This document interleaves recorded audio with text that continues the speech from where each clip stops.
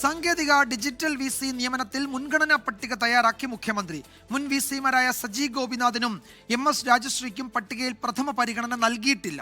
Academic യോഗ്യത മാത്രം പരിഗണിച്ചാൽ പട്ടിക എതിർക്കേണ്ടതില്ല എന്ന നിലപാടിലാണ് രാജ്ഭവൻ. സുപ്രീംകോടതി ജസ്റ്റിസ് അധ്യക്ഷനായ സമിതി ഓരോ സർവകലാശാലയ്ക്കും 4 പേരെ വീതം ഉൾപ്പെടുത്തിയാണ് VC നിയമനത്തിനായി ചുരുക്കപ്പട്ടിക തയ്യാറാക്കിയത്. സർക്കാർ ഈ പേരുകളിൽ മുൻഗണനാക്രമം തീരുമാനിച്ചു.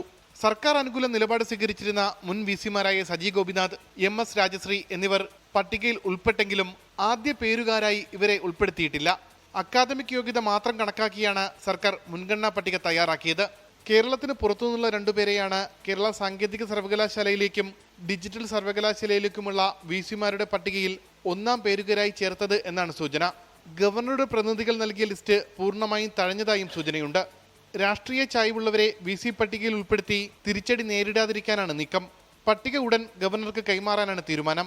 രാഷ്ട്രീയ സ്വാധീനമില്ലാത്ത മുൻഗണനാ പട്ടികയാണ് നൽകുന്നതെങ്കിൽ എതിർക്കേണ്ടതില്ല എന്ന നിലപാടിലാണ് രാജ്ഭവനും. ഉമേഷ് ബാലകൃഷ്ണൻ, 24 തിരുവനന്തപുരം.